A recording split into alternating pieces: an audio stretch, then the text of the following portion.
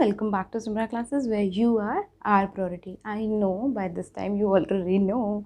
Okay, so हम जिस सफ़र में आए हैं उस सफ़र को और आगे बढ़ाते हैं और इस बार सफ़र में हमने कौन से रास्ते का सहारा लिया है? हमने लिया है चैप्टर नंबर 2 का सहारा और उस चैप्टर नंबर 2 का हम ऑलरेडी 2 पार्ट्स कवर कर चुके हैं. This is the third part. तो इसमें हमें जो टर्म्स डिस्कस करनी है वो है expenditure, receipts, profit, income and gain. तो इसके थ्रू हम जितनी भी टर्म्स कवर कर सकते होंगे हम करेंगे. बट ये टर्म खुद ऐसी टर्म्स है ना जो बहुत कंफ्यूजिंग टर्म्स हैं, प्लस इनके साथ सारी चीज़ें इनसे रिलेटेड होती हैं, ये किसी से रिलेटेड नहीं होते. तो इसलिए हमें बहुत ज़रूरी है कि ये सारी टर्म्स की अंडरस्टैंडिंग बहुत ही ज़्यादा क्लियर हो जाए, कंसाइज हो जाए. ओके, तो लेट्स स्टार्ट द वीडियो. सबसे पहली जो टर्म हमें कवर करनी है वो है एक्सपेंडिचर. आप लोगों को एक्सपेंडिचर का आई गेस थोड़ा सा आइडिया होगा, नहीं होगा तो वो तो हम हैं ही इसके लिए. नाउ एक्सपेंडिचर इज़, हम जब भी यानी कि बिजनेस जब भी खर्चा करता है, जब भी अपने पैसे स्पेंड करता है, उसको कहते हैं एक्सपेंडिचर. ठीक है. तो अब एक्सपेंडिचर ना हम कैसे करते हैं? हम एक्सपेंडिचर करते हैं, कुछ होते हैं बहुत बड़े एक्सपेंडिचर, कुछ होते हैं छोटे छोटे से एक्सपेंडिचर, राइट. कुछ होते हैं जो हम रोज़ करते हैं एक्सपेंडिचर, है ना. जैसे कि अगर हमें घर की बात करें तो घर में दूध रोज़ आता होगा, घर में सब्जियां रोज़ आती होंगी, है ना, घर में जूस रोज़ आता होगा, राइट. पर क्या घर में फर्नीचर रोज़ आता है? नहीं आता, है ना.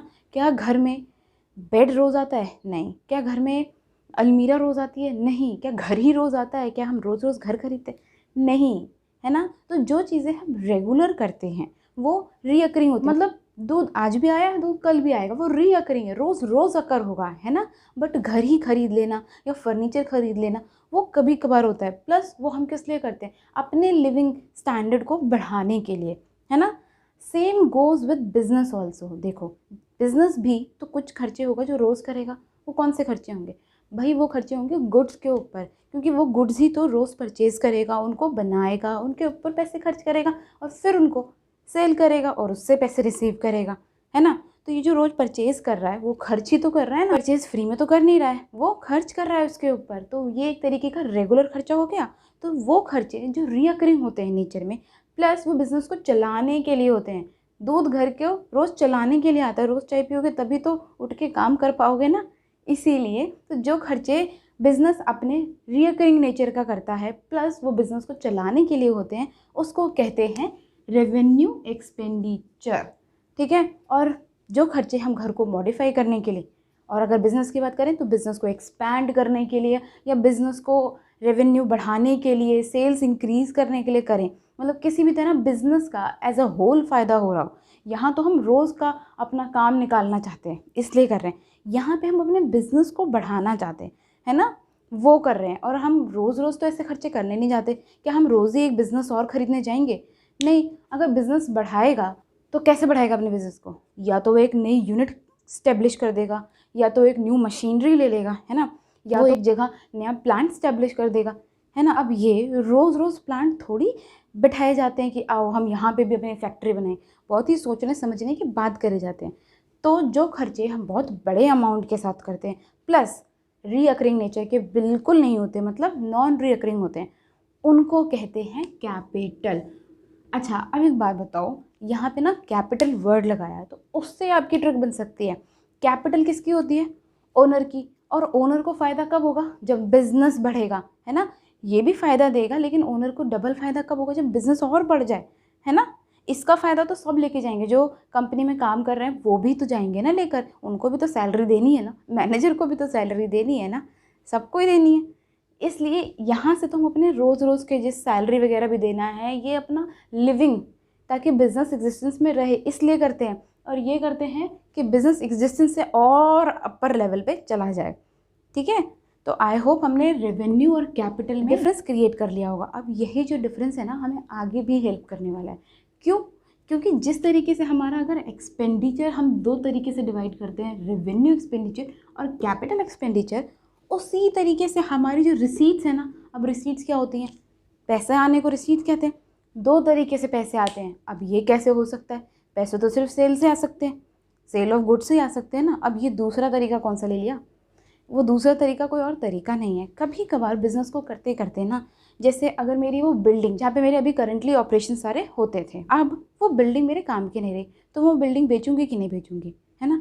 अगर वो मशीनरी मेरे काम की नहीं रही तो वो मशीनरी मैं बेचूंगी कि नहीं बेचूंगी। तो वो रिसीट्स जो रेगुलरली मेरे पास नहीं आ रही हैं, कभी कभार मेरे पास आ रही हैं, उनको कहती हूँ कैपिटल रिसीट्स, क्योंकि उसका फ़ायदा भी डायरेक्ट कौन लेके जाता है, कैपिटल लेके जाता है।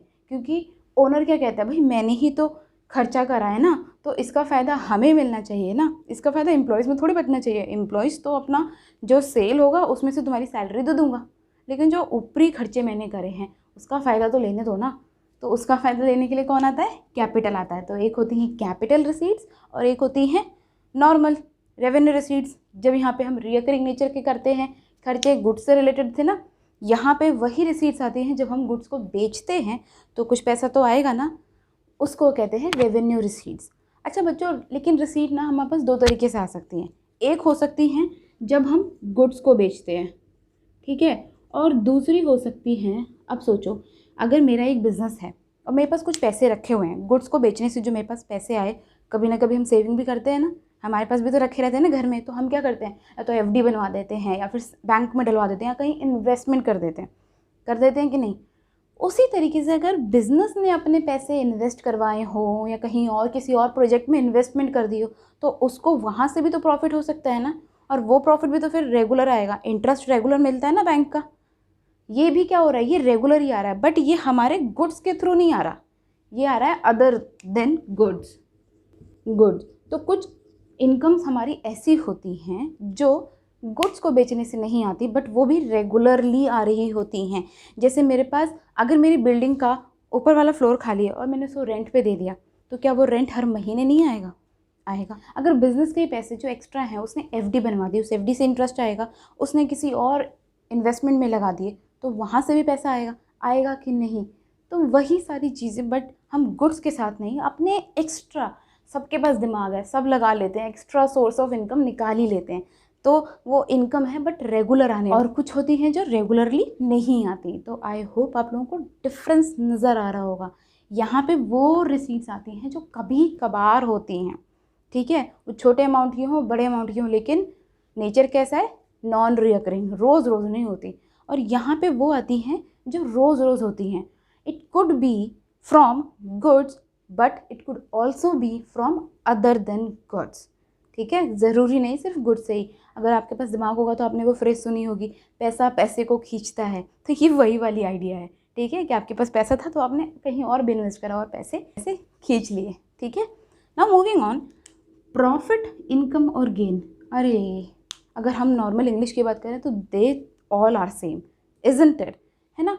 प्रॉफिट का मतलब भी एक्स्ट्रा फ़ायदा होता है, इनकम का मतलब भी फ़ायदा ही होता है, और गेन का मतलब भी तो वही होता है, फ़ायदा। तो अब क्या करें, अब समझते हैं, चलिए।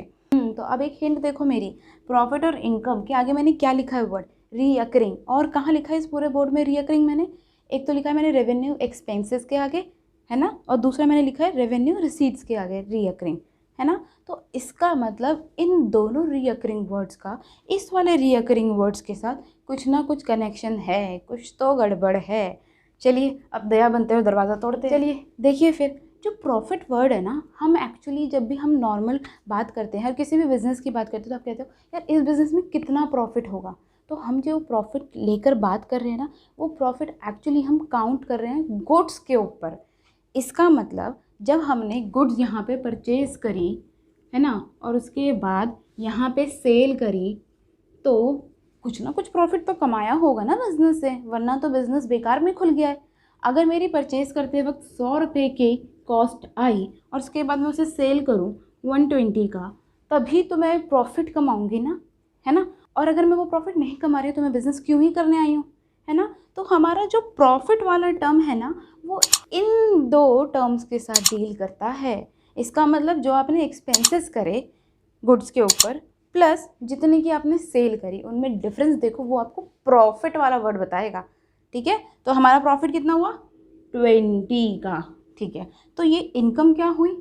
अब इनकम ना बच्चों सारी चीज़ों को ले लेता है। जैसे हमारे पास यहाँ पे कौन कौन से सोर्स थे जहाँ पैसा आता था, कुछ तो थे गुड्स और कुछ थे अदर देन गुड्स। तो अगर सपोज फॉर एग्जांपल यहाँ से हमें 50 रुपीज़ आते हैं, तो एक्चुअली में बिजनेस के पास पैसा कितना आया ये बताओ पहले, 120 और 50, 170 हो गया। इसका मतलब बिजनेस के पास पैसे आ रहे हैं 70 और वो खर्चा कितना कर रहा है 100। तो यहाँ पे उसकी इनकम कितनी हो गई 70 रुपये, मतलब 70 रुपीज़। तो जब हम अपना प्रॉफिट देखते हैं, मतलब गुड्स से जुड़ी हुई डिफरेंस देखते हैं, उसको कहते हैं प्रॉफिट। और जब हम अपने सारे सोर्स ऑफ रेवेन्यू में से एक्सपेंसेस माइनस कर देते हैं, अपने रेवेन्यू वाले ही, कैपिटल वाले नहीं, रेवेन्यू वाले ही एक्सपेंसेस माइनस कर देते हैं, तो हमें मिलती है हमारी इनकम। रिकरिंग ये भी है, बट यहाँ पे प्रॉफिट ने सिर्फ एक रिकरिंग को लिया है और इनकम में दोनों रिकरिंग आए हैं। ठीक है, बहुत नाइंसाफ़ी है।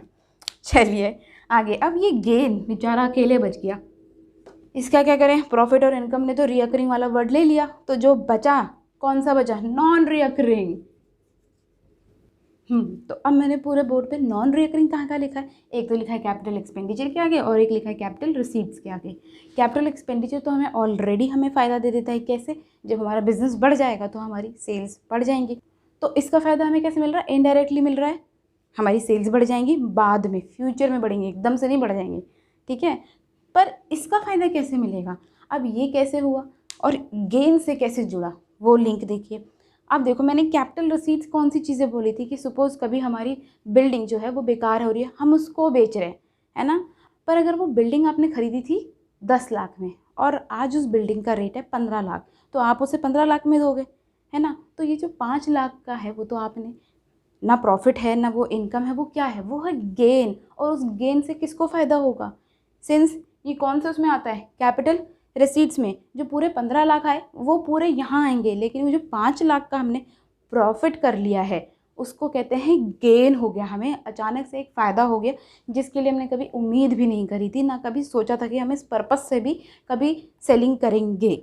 वो हमारे लिए एक अनइंटेंशनल गेन है। तो ऐसी गेन जो हमें कैपिटल रिसीट से हुए उसको कहते हैं गेन। अब गेन हम 5 लाख को कह रहे हैं, 15 लाख को नहीं, क्योंकि 15 लाख तो कैपिटल रिसीट है। ठीक है, डिफरेंस याद रखना, 15 लाख एंड 5 लाख। ओके, तो अब एक काम करते हैं, इन सबको जल्दी से सम अप कर लेते हैं। एक्सपेंडिचर, बिजनेस के खर्चे करने को एक्सपेंडिचर कहते हैं। एक्सपेंडिचर कितने तरीके के होते हैं? एक होता है कैपिटल एक्सपेंडिचर, एक होता है रेवेन्यू। जो रिकरिंग नेचर के होते हैं वो होते हैं रेवेन्यू एक्सपेंडिचर, और जो नॉन रिकरिंग नेचर के होते हैं, मतलब कभी कभार होते हैं, प्लस बहुत बड़े अमाउंट के साथ होते हैं। ये थोड़े कैरेक्टरिस्टिक्स हैं जो हम एसोसिएट कर सकते हैं कैपिटल एक्सपेंडिचर के साथ। ज़रूरी नहीं कि हर कैपिटल एक्सपेंडिचर बहुत बड़ा ही होता हो, लेकिन कभी कभार होने वाली चीज़ें तो ज़रूर हैं। ठीक है, अब रिसीट्स में जाते हैं तो रिसीट्स भी दो तरीके की होती हैं। एक होती है रेवेन्यू रिसीट्स, एक होती है कैपिटल रिसीट। रेवेन्यू रिसीट्स में कुछ रिसीट्स हमें गुड्स के सोर्स से मिलती हैं और कुछ रिसीट्स हमें अदर देन गुड्स के सोर्स से मिलती हैं। ओके, नाउ जब हम अपने पैसे को, एक्स्ट्रा पैसे को देखते हैं but in reference of goods only, तो उसको कहते हैं प्रॉफिट। यानी कि 120 माइनस 100, वो 20 रुपीज़ था हमारा प्रॉफिट। बट जब हम इन टोटल हमारा पैसा कितना एक्स्ट्रा है, कितना बढ़ा है हमारे खर्चों से, उसको कहते हैं इनकम। यानी कि 120 प्लस 50, 170 टोटल पैसे आए हमारे पास, जिसमें से 100 रुपये हमने खर्च करें, तो 70 रुपये हैं आज हमारे पास, है ना। 70 मिनट। ओके, तो ये जो 70 रुपये हैं वो यहाँ पर है।